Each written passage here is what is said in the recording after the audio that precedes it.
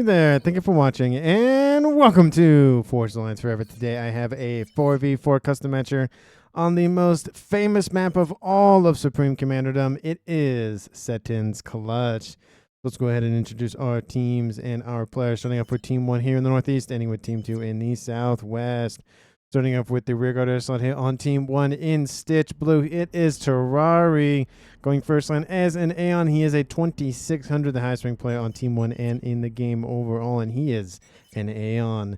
In the Beats position here to his west in Regal Purple, it is the Seraphim player of Insidious Noob going first land. He is a 2000 rated. To his south in the middle causeway, we have Hybrid going first line as an UEF. He is in Tropical Ocean Blue, and he is an 1800. And in the rock position here, or cliff position, I should say, in the east is Vindex going first land, second air. He is an Aeon as well. He is a 1700. He is in Snow White. So for Team 1 side out of the map, they have 2 Aeon, 1 Seraphim, and 1 UEF, which means Team 1 just lacks Cyber technology. Starting off with the rear guard slot here of Team 2, it is Slato Noob. He is in Chevy Crimson as an Aeon as well, mirroring that of Terrari. He's going first land. He is a 2300, the highest ranked player on Team 2. In the beast position to the east is the color orange player of Cheeseberry going first land, second air.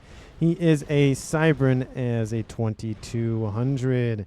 In the middle causeway position, already approaching the middle of the map, it is Pants. He is going first land and land all day. He is an Aeon. Lots of Aeon this game. He is a 2000 rated in Emerald Green.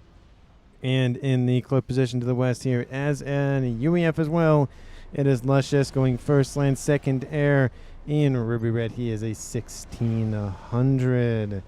So for Team 2 side of the map, they have 1 UEF, 1 Cybran, and 2 Aeon, which means Team 1 lacks Cybran technology, Team 2 lacks Seraphim technology.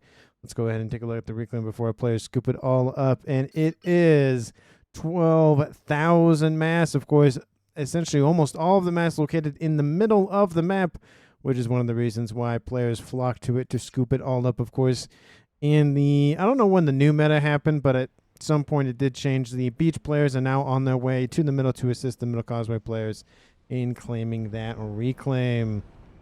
We are seeing Pants moving in. He's going to start with the Salem Rex first and then go after the Little Rex. And then we do see Hybrid taking a different strategy, going for the Little Rex first. And then going to go after, I think he's going to go after the Salem Rex eventually, I would assume. At least I don't know if he's gotten that far in his command orders. We do see, of course, Cheeseberry will arrive here in a minute and 30. And Team 1's Insidious Noob will arrive, let's say right here, minute 30. So essentially about the same time. We can see, of course, how we're going to get that reclaim very, very quickly here. Of course, it is a little bit easier to reclaim. I don't know if there's some math behind because it's so much mass, it takes so long to reclaim. I don't really know how that works. Usually I will see players who start with the Salem Rex go for the middle one first, because they have the advantage getting a little bit more percentage of that, and then go for the one on their side of the map. But I don't know, because it depends on whether or not you want to go for the one closest or not, get that reclaim off sooner rather than later.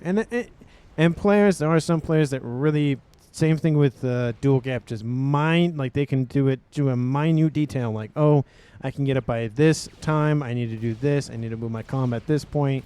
Like they really math this this map and dual gap a lot.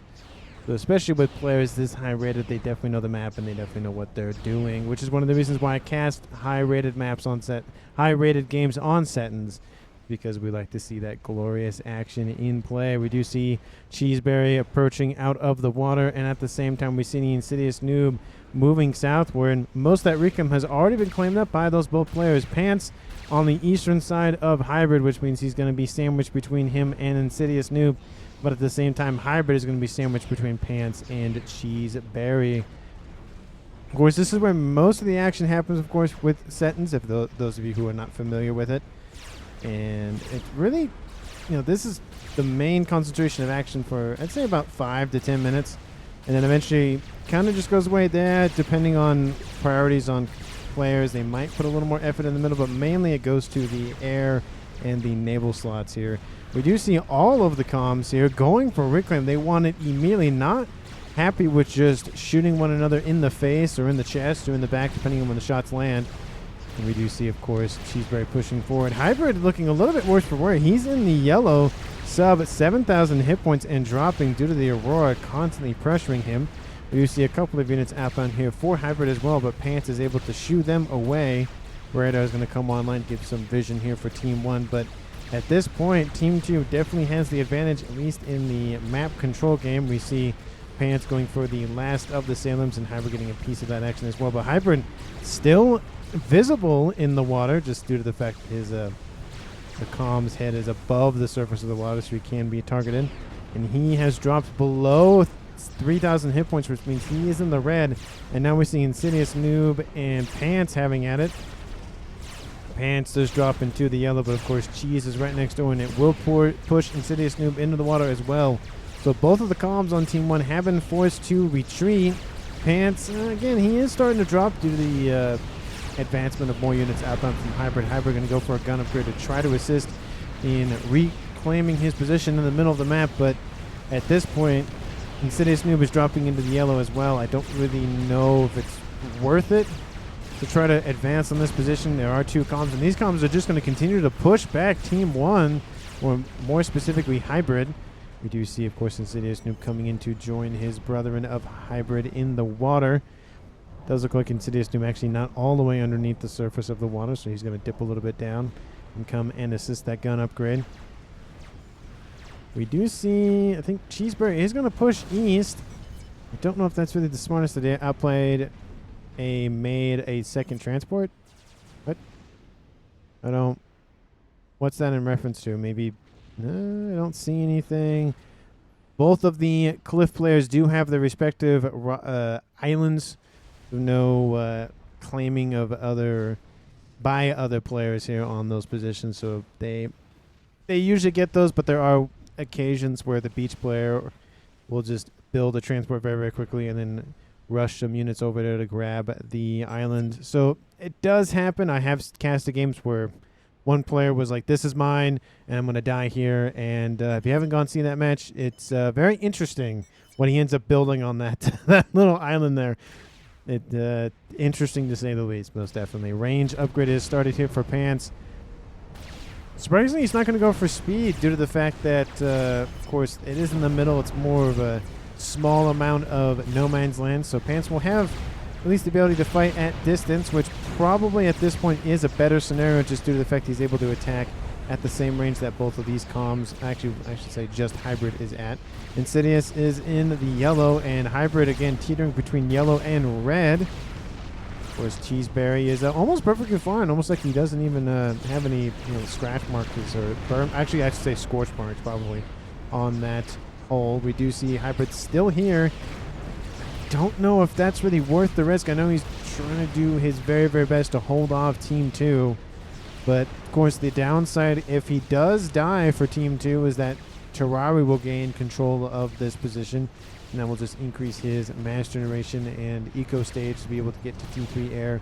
And, of course, go for mass ASF production. These players not giving up. I will give this tenacity here for Team 1. Both Insidious and Hybrid do not want to give up. But a large army of Aurora are approaching here for Team 2's Pants. And they are starting to get in range of Insidious Noob's commander. Pants at 1-star veterancy now, so 10% more hit points on board that commander. And Cheeseberry is on his way. Hybrid halfway to his first medal, and it does look like Insidious is already at his first medal of veterancy. We are seeing a little bit of naval buildup here for both teams in both of the ponds. Very minute though, a couple of frigates, a couple of subs, but not really a huge amount to talk about, just due to the fact it takes a lot longer for naval combat and build up to, well, go underway versus it does inland. Just because, it's more annoying to deal with, and usually you start inland, you have to walk to the water, and then you have to build the facility, and then you have to build the boats. It just takes a lot longer. Are we having some booping going on between Cheese and Pants? I don't know what's going on there. Does look like Pants is going to get a little bit repped up here from Cheese, but Cheese again starting to retreat. Looks like there's a lot of pausing going on with that. because that's where the spam of all of those messages come from, just because they were sent during the pause. And in a replay, that's not how this works. It's just automatic there. Either we don't wait for a pause to happen, or a pause to go through all the way. Very nice. Sensor package coming online for Pants. Very interestingly, I don't know if it's that useful in the sentence, due to the fact that, I mean, players know where the other players are for the most part. It's not a huge mystery. I mean, Team 2 can see where Team 1 is, and Team 1 can, know where Team 2 is. So it's not very useful, isn't the word that I would use, but unnecessary, I guess, would be the word that I would use. Just because, I mean, it does give him a decent amount of vision. See, this is how far out he can see, but I just don't know if really worth it, in my opinion. Might as well go for the Aeon Sniper Commander with the speed and double range upgrade and call it a day. He is going for the advanced range, getting assisted by Cheese. So he's donating a little bit of his mass and energy to that upgrade so it can finish off sooner. Insidious Noob has already retreated to his main base, so it's a 2v1 scenario here for Team 2. And all of these Aurora just sitting here waiting to entice those units and Calm from Hybrid to push in. Looks like the units are starting to move in here for Hybrid. Hybrid looks like he was going for an upgrade, goes for Nano. So now 50 hit point region on board that commander. Definitely will assist in getting back up to the green. But now we see Pants pushing his way forward. Nice curve of the overcharge, taking out a striker here from Hybrid. And Hybrid, I don't know where he's going, walking back and forth, but it's going somewhere. Advanced range upgrade proving very, very useful here. Of course, Pants is now in range of Hybrid. But once Hybrid falls back a little bit, Pants will still be able to fire at him, at least for a little bit, giving him that slight advantage. We do see a frigate outbound here from Insidious Noob trying to assist the middle. It's one frigate, so it's not a whole lot of firepower on board that, but again, something is better than nothing, as I always say in the game. We do see a lot of sub build up here for Insidious. The benefit of that is that frigates cannot target the subs due to the fact that the frigates do not have torpedo-capable torpedo-capable weapon systems on board those ships. There are some subs outbound from Lucius, though, so he will be able to fight at least in some regard in that way. Pants still being aggressive against Hybrid here, trying to force him to retreat. Hybrid does not want to give up the ground. Cheese going to come in and assist as well, but of course, again, Pants has the advantage of the advanced range upgrade, and Cheese is going to just attack Hybrid, just mano-y-mano. And surprisingly, Cheese hasn't gone for any sort of upgrade, not even just the standard gun upgrade. Very, very surprising here. Now we're seeing some pillars starting to materialize here for Team 1's Hybrid, being able to tank a little bit more shots. Obviously, they are tanks, so that's kind of what they're supposed to do. But we do see some parashields mixed in there as well. Do we see any AA? No. No AA outbound here from Hybrid. Definitely a vulnerability that Team 2 could exploit, but Pants looks like he's going to be forced into the water now. Outbound from Hybrid. He is dropping into the red, sub 3,000 hit points. Once he gets his head, there he goes. He's perfectly fine. Cheese is going to retreat, and now the Aurora will be pushed back here by Hybrid. I don't know if this is the... I don't know if being this far forward here for Team 1's Hybrid is really worth it. Pants is going to just pop out and start raiding this land army. Overcharge hits the ground. Definitely not where that shot was probably meant to go. Pants is going to be attacked once again. I don't know if he's trying to get out of range or just get back to his main side of the map, but those units starting to enclose around him, preventing him from getting out of range of their shots. Pants dropping below 2,500, now below 2,000. Frigate off the coastline gets taken out, and frigates off the coastline here for Insidious Noob also get taken out by those Aurora. Looks like some PD are coming online here for Pants as well, dropping below 1,500. And it's looking very dicey here for Pants. We could see an early evacuation in terms of calm deaths here. It does happen. Not as often, but it does happen, of course. Looks like most of the forces here from Hybrid focusing on taking out the Aurora. And there are some pillars in the mix there that I had to mention here for Hybrid. He's targeting the engineers, stops the production of more PD. But I think the damage is done. Hybrid has lost all of his land army, at least most of it. And Team 2's Pants has as well, but Team 2's Pants does have PD online and Cheese nearby as well to tank some of those shots from the comm. Pillars next door to Cheese, going to be focusing on him. Overcharge takes out one of the parashields, and now the pillars are the main target here for those PD. Some of them are still shooting at the comm. the calm of Pants focusing on the units. That way he can get up his score on the veterancy side of things. Almost at 4-star veterancy at 5,700 mass killed. Cheese at almost 1,400 and hybrid at 5,200. So he's at 3-star as well. Missile outbound hits him a little bit, drops him below 4,000, but of course the 68 hit point regen on board that commander will be able to keep him alive for a decent while longer. We do see a couple of raiding ships outbound here from Team 1's Vindex in the pond. It looks like it's a little bit more build up here for Team 1, but we do see Team 2 focused more on the upgrades, going for a couple of those Salem destroyers, the ones that can walk onto land. Don't know if they'll actually be deployed against hybrid, but again, that is an ability he has access to. And in the northern pond, it's about the same. I don't know if there's super focus on going for T2. It doesn't look like it. Insidious more focusing on going for some T3 pigeons to scale his energy production facilities. And I don't see any other effort here from... Oh, nope, there it is. T2 on the way here for Lucius. T3 air definitely online here for both of the air players. Ras almost completed here for Terrari as well. He's going to be able to increase his supply of mass very, very easily. This position's still under threat here from Hybrid.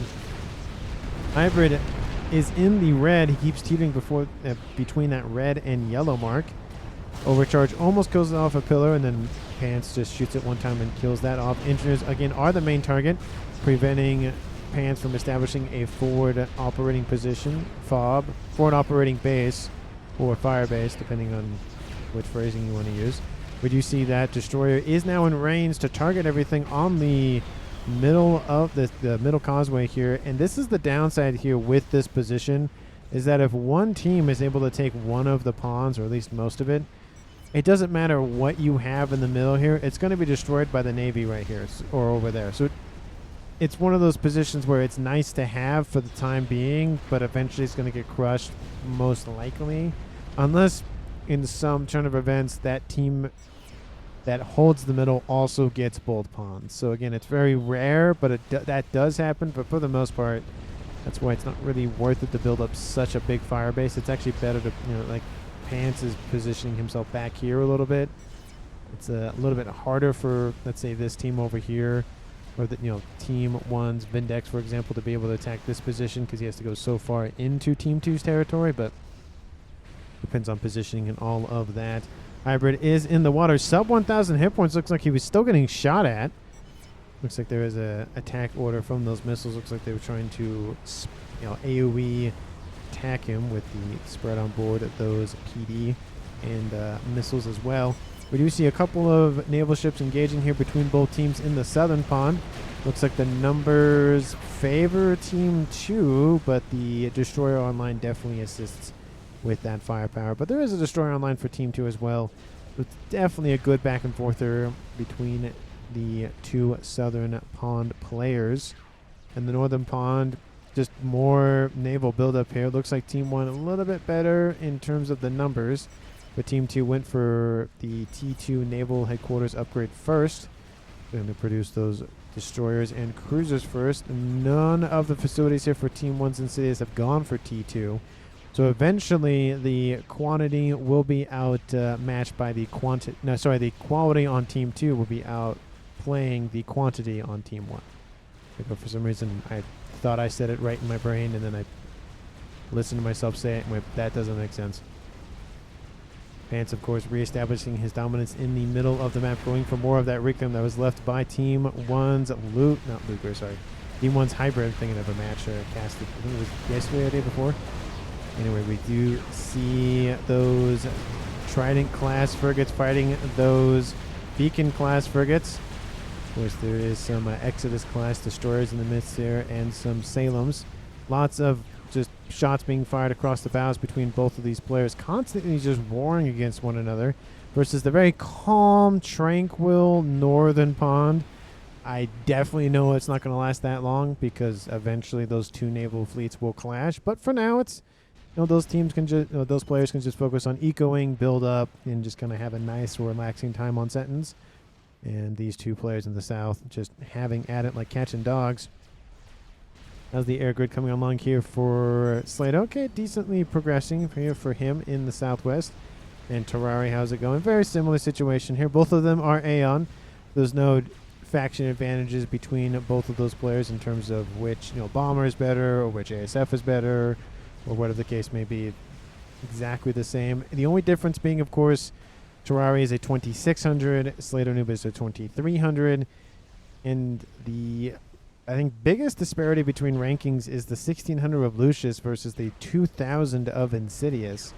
Besides that, I don't see any huge well, there's a 2200. I guess actually the biggest discrepancy is Vindex at 1700 and Cheese at 2200. That's probably the biggest discrepancy. Everything else has been 300, 400.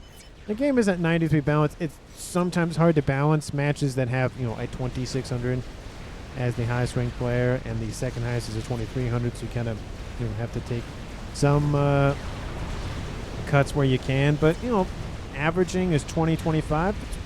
Very good considering the breadth of players that are in this match. It looks like Team 1's Vindex has overpowered the fleet outbound here from Team 2's Cheeseberry. Cheeseberry coming in with some of these T2 Tort bombers to target. I'm assuming the destroyers. Yep, those are going to be the main targets here.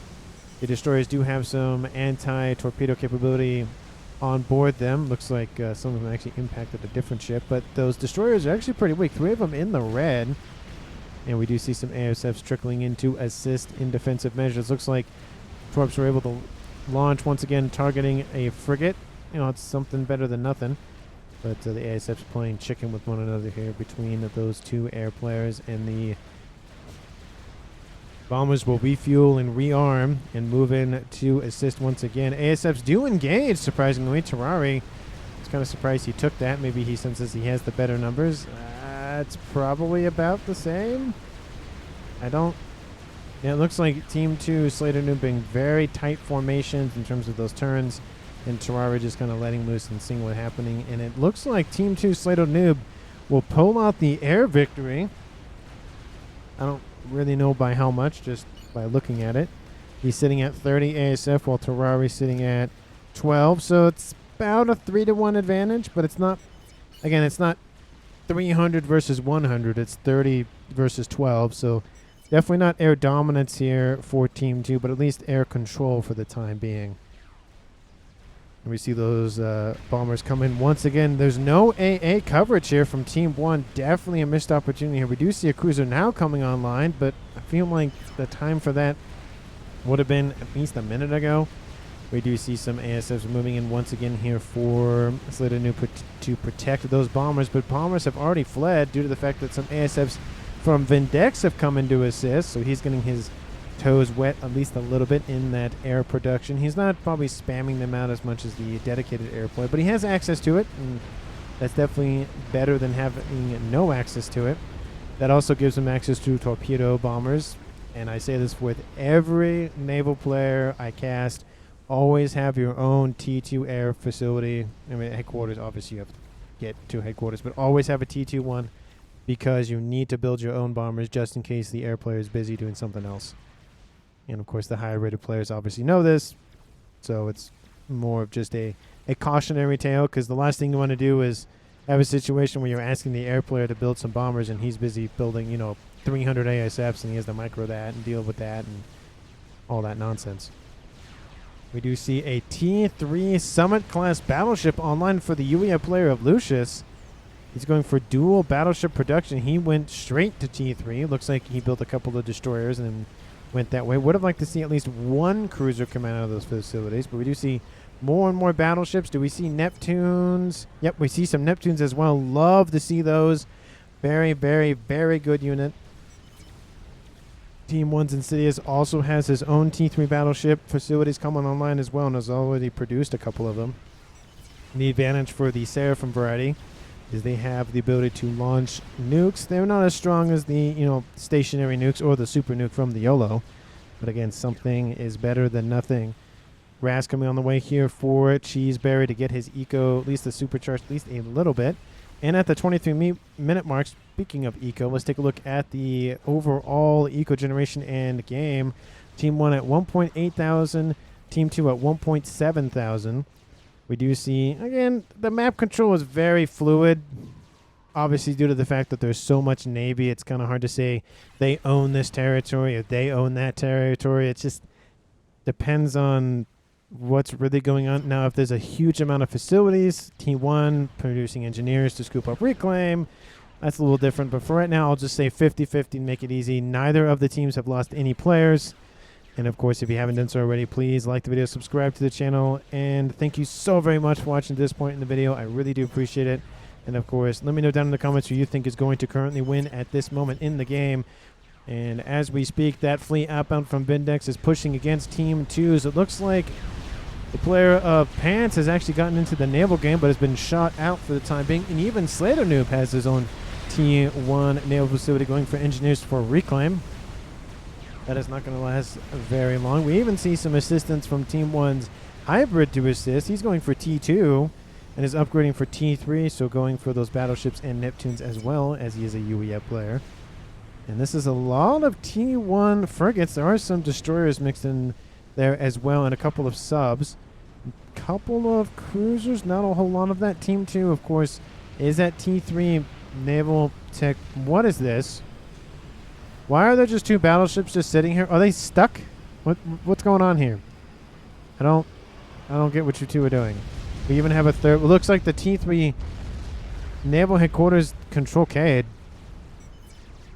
I don't see any missiles in the area, so that's definitely not. That looks like it was just a straight up control K, allowing the galaxies to get out of the way.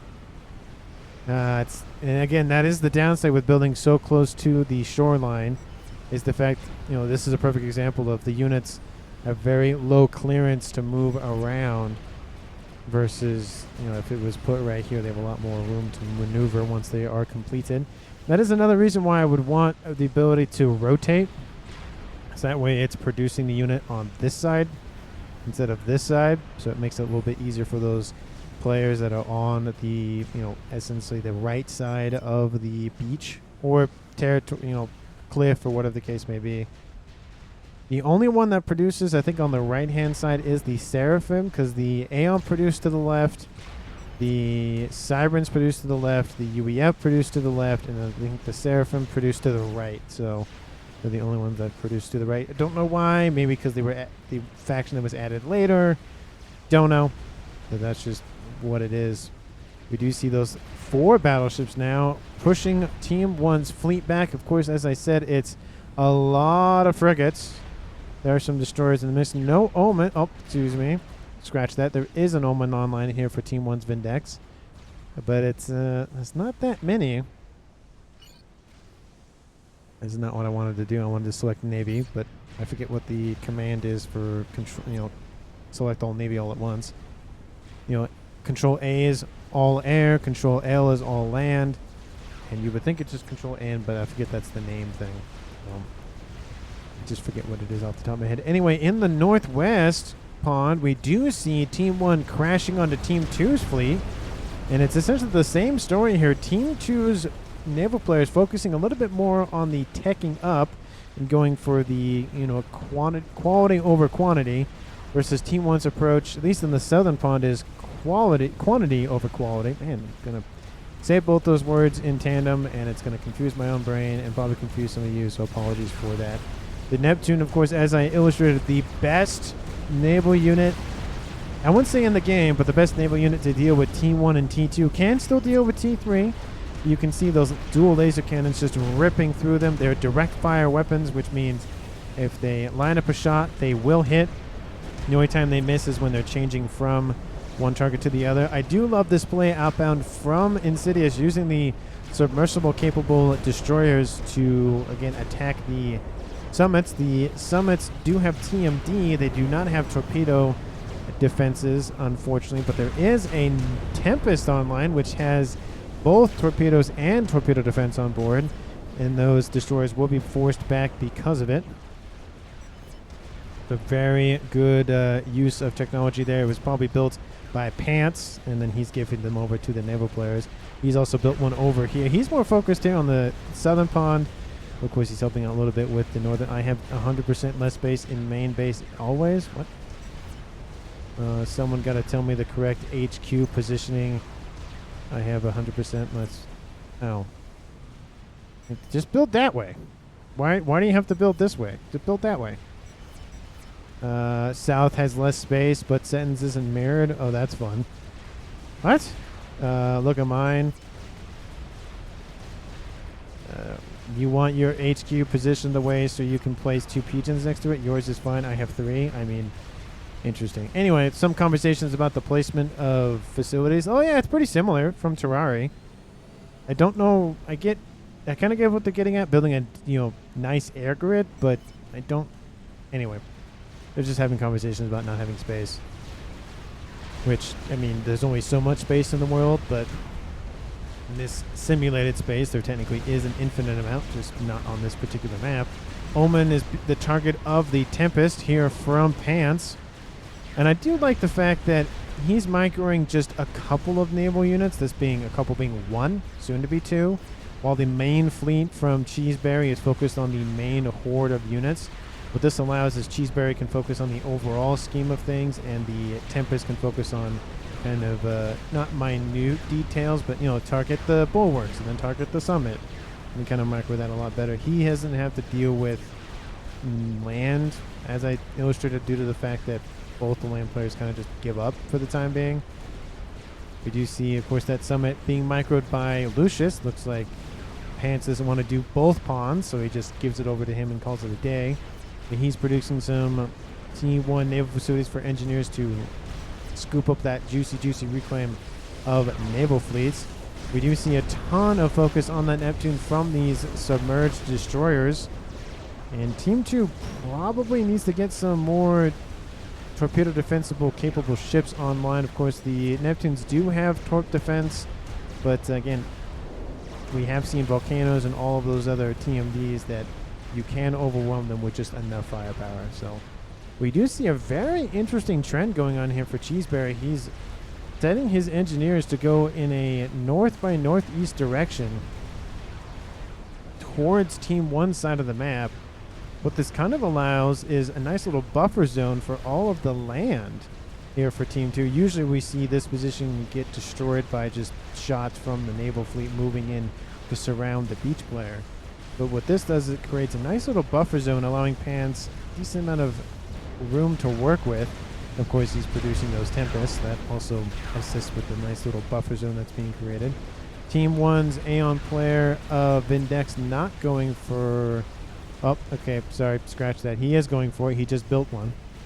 I was going to say, we should see them at some point, and he has produced his own Tempest. Therefore, it is 2v1, and a third one is almost done, so it's going to be 3-1. Definitely an advantage there. But again, still, Team 1 holds the numbers, but Team 2 has the quality, so yeah, you can kind of see it's pretty, not even, but it's definitely starting to favor Team 2 just ever so slightly, I feel like, just due to the fact that a lot of these units are just engineers and facilities. They're not actual, naval fleet units at all. And there's just more and more units just being pumped out of both teams, and the ton of assistance around that facility just pumping out battleships like it's nothing. Team 2's Lucius, of course, doing the exact same thing as Insidious Noob, just focusing on battleships. We do see the Tempest being focused fired by those Thumes, and there is a summit, so we see Hybrid getting into his feet wet in both ponds. He's also assisting with construction of the Tempest here for Vindex. Love to see that assistance going on here from the land players in the game, because Navy really does play a huge role in determining who wins. Because once one side of the Navy falls, that position can switch to land and start encroaching on the land that way. And so it's very crucial that both teams keep their essentially beachheads / cliff sides, or whatever the case may be, under lock and key. Nice little group of Vespers out going after the Hathumes. Hathumes, of course, also don't have torp defense. I don't think any of the battleships have torp defense. Well, I say that, but the Galaxy class do have torpedoes, just not torp defense. The Omens don't have any of that. And that probably just goes to the fact that some reason, probably just tactically, but Galaxy classes, Salem's, Bricks, the Calm itself has a torpedo capable upgrade, and for some reason Cyberns like having torpedoes on everything, or almost everything. Don't know why that is. It just is. So we even see some corp defense on board the counterintelligence boat, the Mermaid. I always want to say Myrmidon, but it's Mermaid. And Team 2 now encroaching on the southern side of that pond as well. So we see a nice little kind of sea forming here for Team 2, essentially encapsulating all of Team 1's either production or forces in general. And it's not allowing any breathing room here for Team 1's fleet in the south. A nice wave of bombers over the top targeting those summits. And they are Solaces, the T3 Torp bomber, the only one in existence of the game.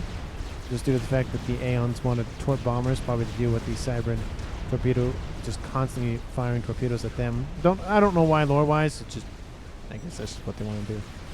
Random little frigate gets all the way back here, forces the Tempest to shoot at it, kills it off. The lasers on board those Neptunes do a very good job in dealing with those incoming frigates, but it looks like the numbers for the battleships starting to favor Team 1. We see there are 9 of them online, and Lucius has 12. They're not all on the front line, but they do exist. And of course, Pants has his 1 Tempest in the water. The Solace looks like they focused on the Tempest, killed that off pretty much instantly. But Pants is focused, of course, on the southern pond. 3 Tempests now online. Nice squadron or so of bombers are fleeing this naval fleet. Excuse me. Had a, not like a cough, but it's where my throat wants to, like, not necessarily burp, but just, well, flex or whatever, and there's air trapped in there. Anyways, it's like a frog in my throat is kind of what the feeling that I get. Anyway, huge fight over top of some AA outbound from Pants, and some T3 stationary AA from Lucius, and that fight is won most handedly by Slato Noob. Slato Noob now sitting at, I'd say, 200. Oh, 250. Okay, I wasn't too far off. And Terrari's probably sitting at 30, 39. Wow, I'm getting decently good with just randomly predicting / looking at the numbers and taking an educated guess. But that gives air dominance by a huge margin to Team 2's airplay of Slater Noob. And this is huge because now we see both fleets are being pushed back by Team 2, and it looks like it might be a total capitulation of both of those fleets. We do see, of course, Team 1's Insidious Noob has a ton of battleships, so it's going to take a long while, and he's actually starting to push back Team 2. But he's been pushed back, but he's not going to be doing the pushing back. In the rearguard air slide here for Terrari, is he doing something sneaky? Ooh, he is doing something sneaky. He's building a nice little Paragon. He is an Aeon. That definitely makes sense. We love to see those game enders in SETON'S and FAF overall, but of course SETON'S breeds them a lot more easily just because there's a lot of time for the airplayer to build up those resources. And we see a counter Paragon online here for Slater. Not online, but coming online here for Slater Noob. So does he know about the Paragon here for? Yep, he does. And Team 1's Terrari knows about him because he just flew over. So both teams know about the other Paragon.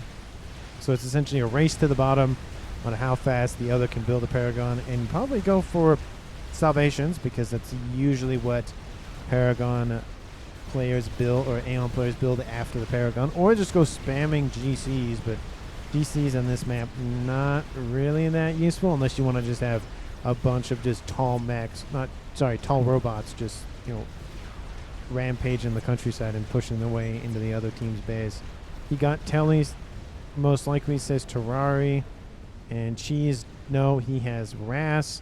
He does have a nice little plan B online, so able to fire some nukes from that submarine. And as I said, Team 2 just pushing their way forward. A lot of this is engineers scooping up reclaim. Speaking of reclaim, how much is currently on the map?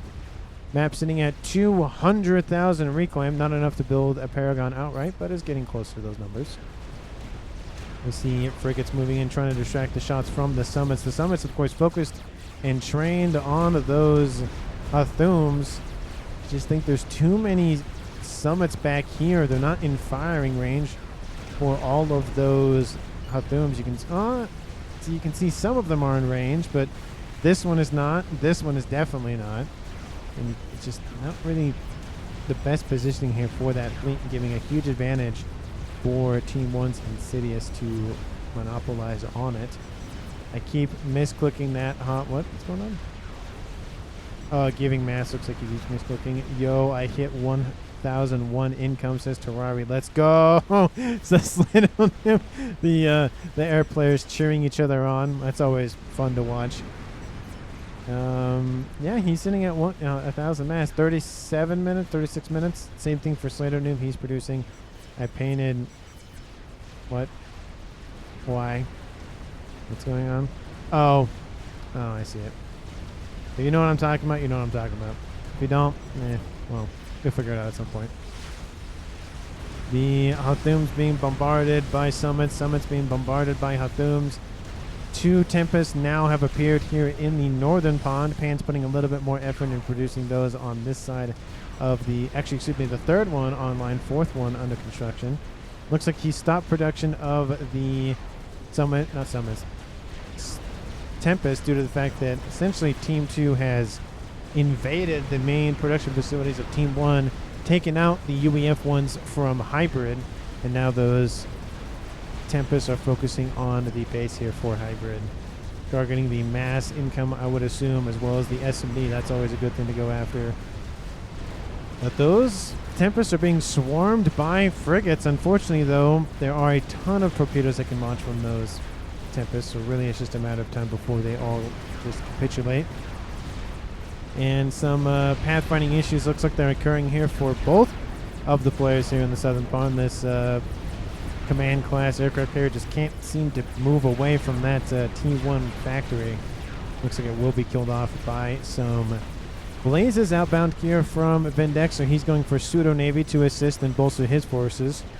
We do see Galaxy classes being assailed by T1 Sylph spam, the attack subs from the Aeon, and those frigates are targeting the engineers and the facilities here on the island for Vindex, so he is really starting to just feel it in the wallet and production capabilities. But we see a huge emergence here from Team 1's Insidious, forcing his opponent of Lucius back. The Tempest staying back here should probably move up at least a little bit. They do a decent amount of damage per shots, plus the AoE, especially if the units are grouped tightly, does a ton of damage as well. Now the Tempest in the bay here for Pants. Going to start bombarding both Vindex's and Hybrid's base. Looks like they might target Vindex's just to eliminate that threat first and then focus on Hybrid, or either or. Control K this, says Hybrid. No. Says Terrari. Oh, he's probably thinking it would... I don't know if it would kill Hybrid off. He's at T3 Engineering Suite. He's at 3-star Veterancy. I don't know if it would kill him. They definitely do a lot of damage to that comm, though. I don't know if the AoE explosion from the Pigeons would kill him, but definitely would suck. Give it to Donnie, to Rock. The Eco, says Hybrid. Looks like talking about giving the mass to Insidious Noob, or something's going on with trading mass between the players. How's the Paragons doing here for both teams? Paragon has been completed for Team 2's Slato Noob. How's the Paragon doing? It is also online. Both players are building salvations, as I predicted, and SMDs are going to be spammed up by Terrari to protect any sort of nukes that might come his way. We see the Regal Purple player of Insidious starting to force back Team 2's fleet, combining by both Pants and Lucius. 4 Tempests online, and now he's moved his production line up here to expedite the travel time.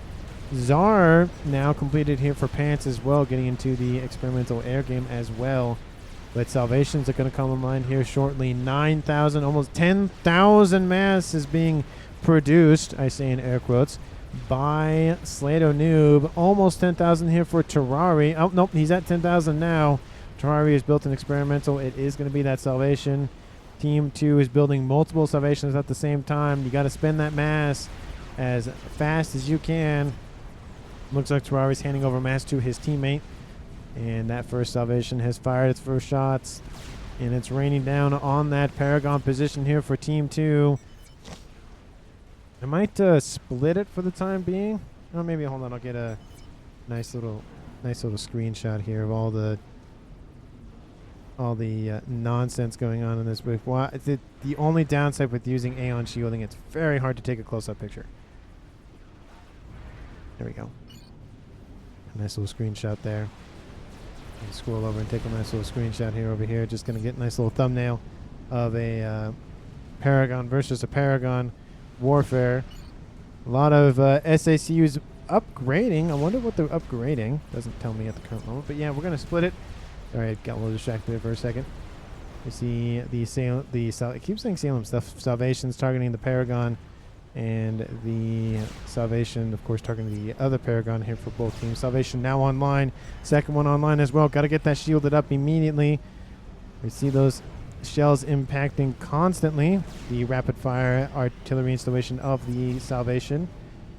It is known for its, literally it's in the name of its rapid fire nature. He has 3 of them online. SETON'S does. Team 1's Terrari almost has his second, so currently Team 2 is out firepowering Team 1. 3-1. We see a ton of assistance going down to that shield to keep it online, and high concentrated amounts of firepower will have to be needed to crack that one shield. We do see similar things, not as much focus on and assisting one shield, but assisting multiple shields is the case here for those engineers. Oh, we see a Salvation out of the shielding, 2 of them actually. 3rd of them being constructed as well. The shielding is starting to fail around that Paragon. Team 2 might lose their Paragon before Team 1. We see the benefit of just mass assisting one shield. It's looking back and forth. Shields pop back on and off. Salvation still trying to crack that shielding here for Team 1. Oh, it's starting to get through though. Dropped pretty close to low numbers for that shield capacity. Shields are collapsing here for Team 2. Team 2 needs to funnel more emphasis on protecting that that Paragon. Shielding has fallen for that Paragon here for Terrari. Luckily no comms were hurt in that explosion. And the Salvation fire is still raining around the Paragon. Paragon has taken some shots, almost gets killed off. And is it going to be enough to crack the shielding with those remaining shots from those Salvations? It looks like it's going to be. There it goes. Both of the Paragons have been eliminated. Look at that. That was very surprising. Almost within a minute of one another. Nukes are out. Oh, that's the wrong button. There we go. Nukes are outbound. Looks like probably from Team 2. Maybe from Team 1. I can't tell. Where's the... Oh, it's coming out from Team 2 all the way over here. Dual nuke launchers online here for Cheeseberry. And no Salvations still raining fire down. We see 2 of the Salvations for Team 2. SETON'S have survived. And does Team 1 have their own Salvation still online? They have 2 of them down here. So it's still 2v2 in that regard. Back my eco guys and yours. What's going on? Oh, give me back my eco. I mean, he lost his Paragon. That's definitely what happens. That is the downside, of course, with building a Paragon. You give all your mass over to somebody else's. If you lose it, there goes all your eco. And the Horde, the absolute Horde of Restorers is online for Team 1's Terrari. They look like they're being shot at, of course, by the missiles from those Czars in the distance, but that is a lot of them. Restore your faith in humanity, almost, is what those things... How many are there? Terrari, how many did you build? 159 Restorers. That is a ton of HP. 6,000 per times 160, 150 makes math a lot easier. What's that? 60,000, 90,000 hit points. That's almost as much as a Colossus, but you can just see, look at the damage that they're inflicting. I'm not very much of a fan of their air-to-ground weaponry. You can see the anti-air missiles on board those Restorers ripping through anything that comes into range. We see those Czars now chasing down gunships. I think this is the first time I've ever seen Restorers fleeing in the face of 3 Czars. You would think that the Restorers would focus fire on the things that can shoot at them, being the Czars. The AA on board those Restorers would probably be enough to take out those Czars relatively quickly, but it does open a huge window for Team 1's fleet from Vindex to move in and encroach onto Team 2's territory. Para is 10% done, says Cheese. Looks like Terrari's building another Paragon. Team 2, are you building another Paragon? No. Looks like a Salvation was built or possibly built, but Paragon is actually being reclaimed by SETON'S, wanting to focus on other endeavors. What's going on over here? Ooh, Mavor started to be built here for Lucius. Another nuke is outbound here from Team 2. Outbound from a couple of Plan Bs. Restorers are inbound, going to block out the skies here for Team 2's production facilities. And this is just ravaging this beachhead. Not gunships. Transports being gunned down.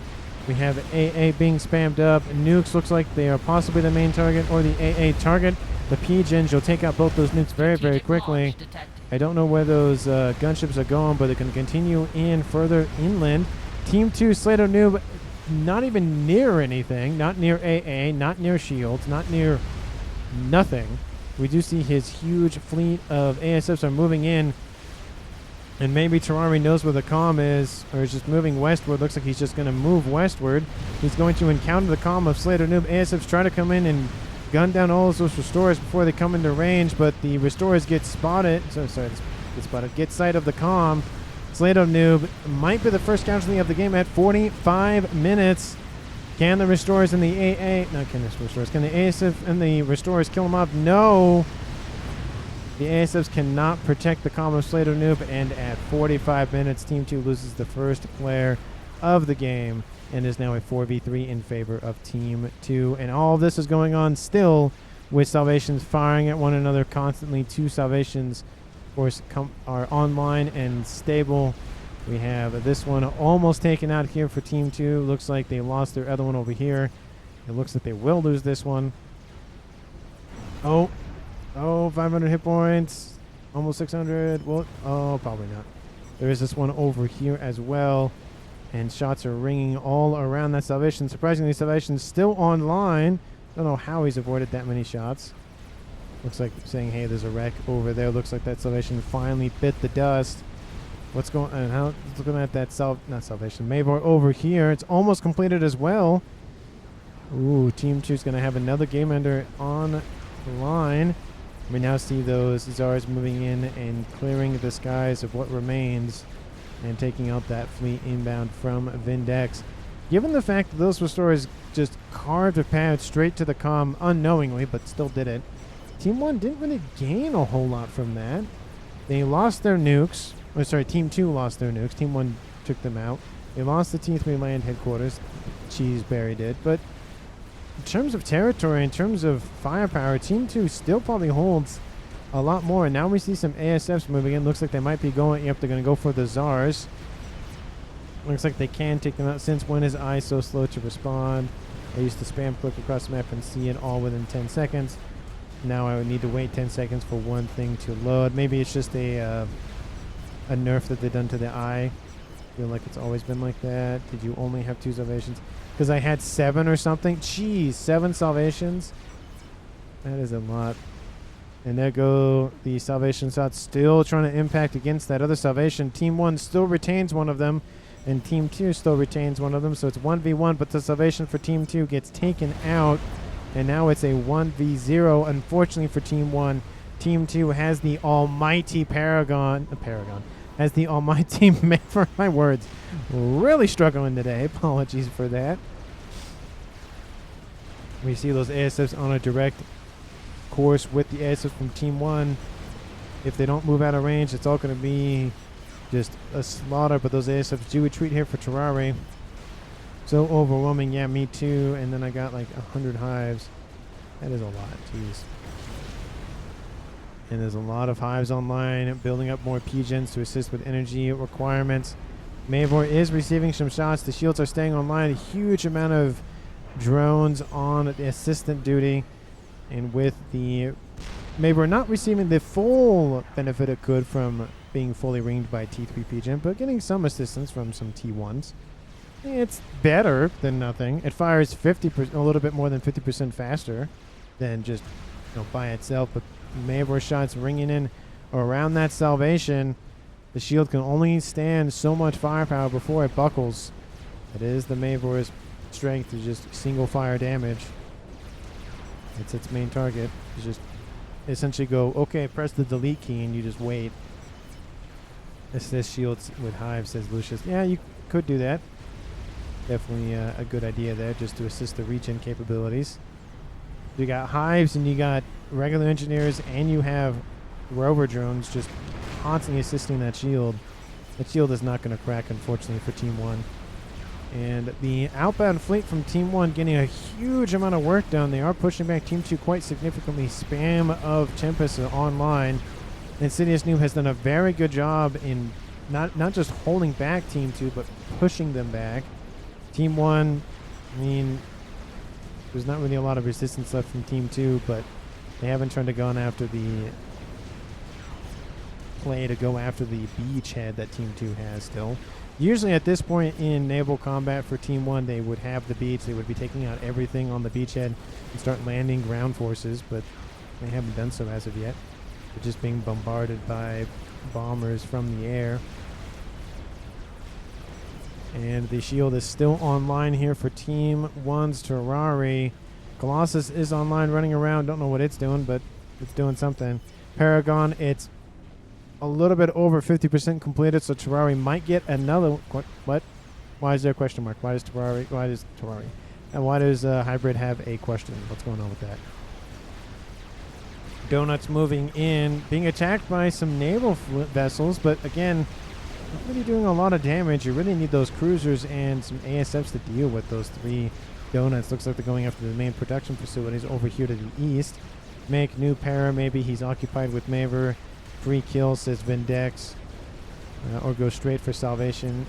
5 nukes, says Chi. Oh, he does have 5 nukes. Look at that. 1, 2, 3, 4, 5 nukes online. They aren't the regular nukes, but again, better than nothing. Where'd my scouts go, says Terrari. Probably got killed off by the ASF or the Zars.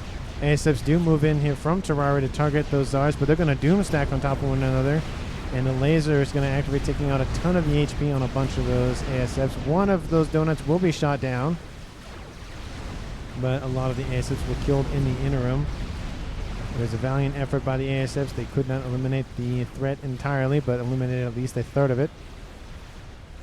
And looks like the Mavor has switched up shots going after the anti-nuclear capable facilities of the SMDs. SMD now underneath shield coverage by that salvation. I think Team 1 senses the threats. Nukes are outbound. This time it's from Team 2's Cheese Barry. He has 4 more in the clip. He's not wanting to use all of them all at once. Literally, as I say something, he uses one. So he has 3 more in the clip. Excuse me. If only Telebilly existed, says Hybrid. Too bad. We lose now.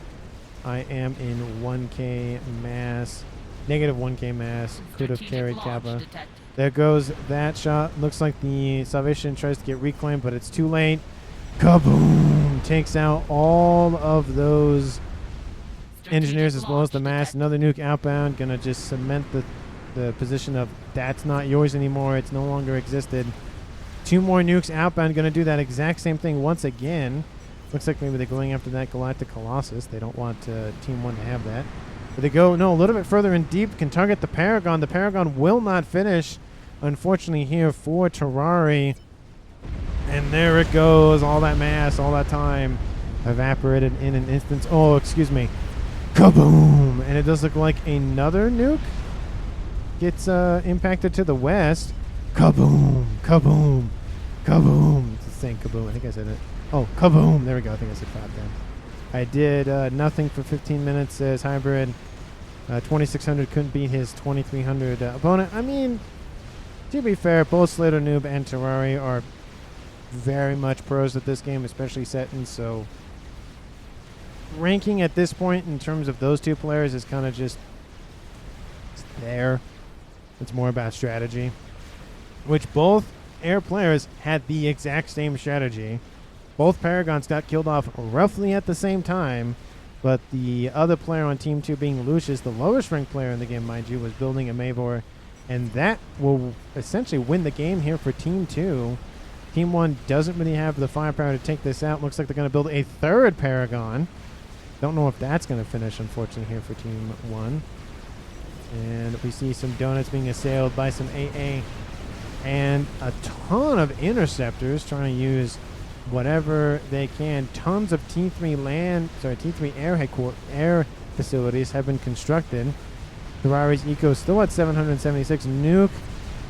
No, is that a nuke or is that a control K? It looks like that's a control K from Insidious Noob, and he control Ks everything in the bay. And now it is a 3v game, 3v3. Team 1 lost the first player of the game at a little bit shy of 53 minutes. Airfight, let's go. What's this, Terrari? Surely my shield bolts will defend the top side right now. I don't know about that. And there goes the Mavor attacking the third Paragon of the game. Wasn't, well, at least on Team 1. There it goes. It was not going to be constructed, unfortunately. It just was going to take a while. All those engineers being killed off, those Rascoms as well. That's got to hurt.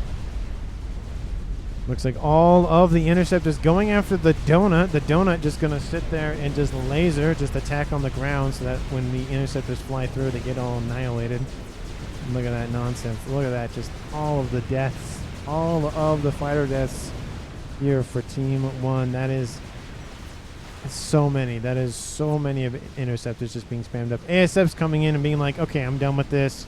I don't want to deal with the interceptors anymore. And Terrari's like, let's go. Attack the interceptor. Attack the ASF, says those interceptors. Let's go. It's definitely a one-sided battle there for Team 1, but he's having fun with it. You have entered the infinite Eric fight. I produce them faster than they die. I guess you win eventually. I don't know about that, but at least the Terrari can dream. That is a lot of deaths. That's so many. I guess you, yeah, that is a lot of them. Where'd that other donut go? Oh, it's just Doomstack. Okay, I was like, where'd it go? More SACUs blowing up. I always think it's a comm, but it's not. Team 2 in full control of the northwestern corner. Looks like hybrid control case. He leaves. And it's looking like a 2v3 in favor of Team 2 for the first time in the game. Leading with comms left alive. Terrari control case going. Yeah, it's not going to go anywhere at this point. And that just leaves Team 1's Vindex, and Vindex control case concedes the match, and Team 2 wins pretty much due to the fact that they built the Paragon. Not Paragon, sorry. They built the Mavor. Keep calling that a Paragon. It looks like they're building another Paragon. Never mind. But Lucius gets, I feel like, probably most underrated player in terms of he's playing with, you know, players decently higher than him. But I feel like his play of the game after both of the Paragons were killed off, again, almost simultaneously. Team 2's Lucius goes, I'm going to build a Mavor, and because of that, kills off the last remaining salvation for Team 1 and prevents the destruction of the air grid that could have happened at any moment for both teams. But you notice Team 2's Slater Noob built his Paragon over here, and Team 1's Terrari built it pretty close to the air grid, so not really the best positioning in terms of any, you know, stray shots that would impact around it. But you know, he did build a ton of T3 air facilities anyway, so in his mind it doesn't even matter. But again, let me know down in the comments what you thought about the match. I think definitely Lucius deserves MVP just due to the fact, I mean, he tried to push in an Insidious Noob's fleet. He got pushed back a little bit, kept him at bay for a long period of time, built the Mavor, had a decent amount of assistance with it, but still started it and was able to complete it and able to use it to win the game. But definitely an interesting play of Terrari and Slater Noob having the exact same idea, essentially at the exact same time. But of course, let me know down in the comments what you thought. Please, if you haven't done so already, like the video, subscribe to the channel. And again, thank you so very much for watching. I greatly appreciate it, and I will see all of you in the next one.